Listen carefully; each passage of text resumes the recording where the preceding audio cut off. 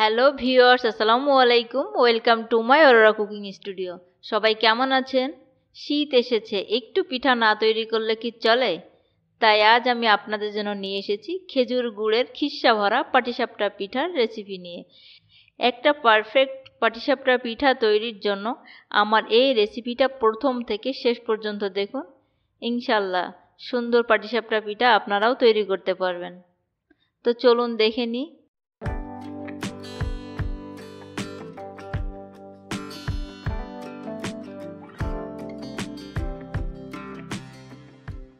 আমি এই পিঠাটা তৈরির জন্য একটা মিক্সিং বলে নিয়ে নিচ্ছি 1 কাপ পরিমাণ শুকনো চাউলের গুঁড়া, সাথে নিয়ে নিচ্ছি 1/4 কাপ ময়দা, নিয়ে নিচ্ছি 1/4 কাপ পাউডার মিল্ক, নিয়ে নিচ্ছি সামান্য লবণ।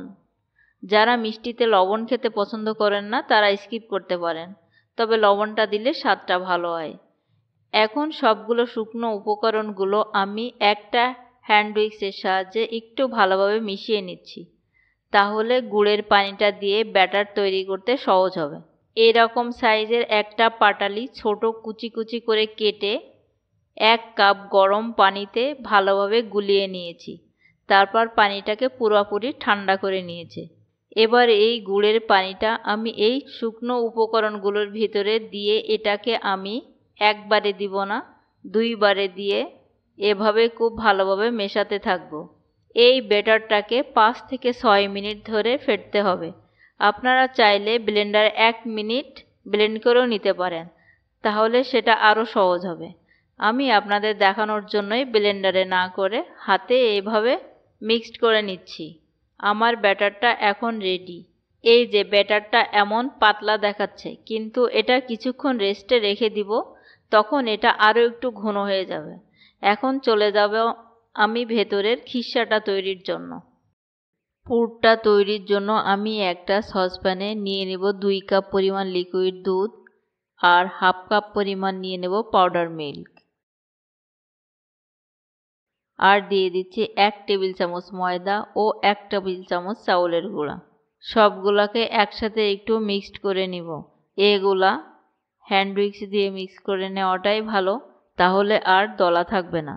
চুলাটাকে অন করে এখন এটা কিন্তু অনবরত নাড়তে হবে। নাড়া বন্ধ করলে এটা দলা পেকে যাবে। দিয়ে দিচ্ছি 1/4 কাপ চিনি ও স্বাদ মতো অল্প একটু লবণ। মিষ্টিতে যারা লবণ খান না তারা স্কিপ করতে পারেন, তবে লবণটা দিলে স্বাদটা ভালো হয়। এই যে এটা আমার বেশ ঘন হয়ে এসেছে। এই পর্যায়ে নাড়া কিন্তু একেবারেই বন্ধ করা যাবে না। আমার পুরটা একেবারেই রেডি। এখন এখানে আমি দিয়ে দিব 1 টেবিল চামচ পরিমাণ ঘি। এই ঘিটা দিলে ফ্লেভারটাও যেমন সুন্দর হয়, পুরটাও বেশ স্মুথ হয়, খেতেও মজা হয়। চেষ্টা করবেন ঘিটা দেওয়ার। ঘিটা দিয়ে খুব ভালোভাবে মিশিয়ে নিব। এখন পুরটা আমার রান্না একেবারে শেষ। আমি ঘনত্বটা এরকম রাখবো, কারণ এটা ঠান্ডা হয়ে গেলে আর একটু ঘন হয়ে যাবে। পুরটা তৈরি করতে আমার 20 মিনিট মতো সময় লেগেছে। আপনারা যদি পাউডার মিল্ক বাড়িয়ে দেন তাহলে সময়টা আরও কম লাগবে। এই তো খিসাটা আমার রেডি।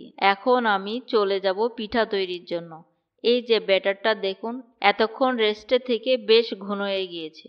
চুলায় একটি ফ্রাইং প্যান বসিয়ে প্যানটা হালকা একটু গরম হলে একটা আঙুল দিয়ে দেখে নেব তাপটা আমার আঙুলে সহ্য হয়। এরকম হলেই তখন একটু তেল ব্রাশ করে নিব। পর একটা গোল চামচের সাহায্যে আমি ব্যাটারটাকে ভালোভাবে নেড়ে নিয়ে তারপরে 1 চামচ ব্যাটার এই ফ্রাইং প্যানে দিয়ে দিব। ব্যাটারটা দিয়ে সাথে সাথে এভাবে ঘুরিয়ে স্প্রেড করে নিব।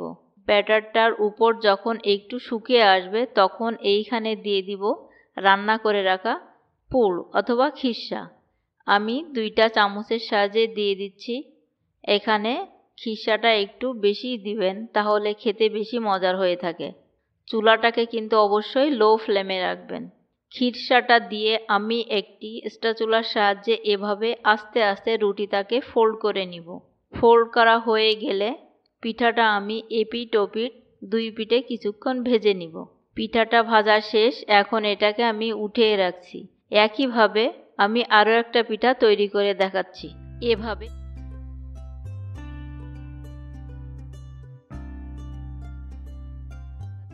এভাবে একে একে আমি সবগুলা পিঠা তৈরি করে নিব। এই তো তৈরি হয়ে গেল আমার মজাদার খেজুর গুড়ের খিস্সা ভরা পাটিসাপটা পিঠা।